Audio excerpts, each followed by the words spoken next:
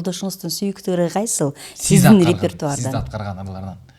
Жизден кайсын жакшы көрөт? Негизи мага жар керекти. Негизги өз чыгармачылыктан алыс болгону менен баары бир мындай эме да, жакын анан слуху, угуу сезими деп коет го. Меникинен да күчтүү да. Мисалы, ырдабайт, бирок ырч эмес, бирок эми жерин тура эмес ырдап атасың, кайра ырдасаң депчи анан. Жок деп мен өзүмдү аябай профессионал сезип кыйын болуп, мен ушундай жок, ушундай эле болуп атат деп аябай чачалап кетип, анан эртеси барсам, дал ошол жерин туура эмес ырдапсың деп айтышат да. Жерин оңдоп кой депчи анан 2-3 жолу ушундай болгондон кийин ынчыкпай калдым. Жолдошуңузду угуп калдыңызбы? Аябай эмес, күчтүү турбайбы? Абсолютный слух деп коет бизде музыкада. Азыр жолдошуңузга билек кылып анда уга алып Сиздер аябай башкача эме менен алып келет турасыздар. Тагы эле айтпайбы, айландырыппы?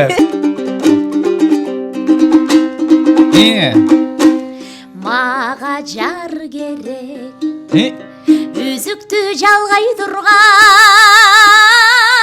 жогумду кандай турган, тагдырым татал жолдон ай, тар болсо тайбай турган.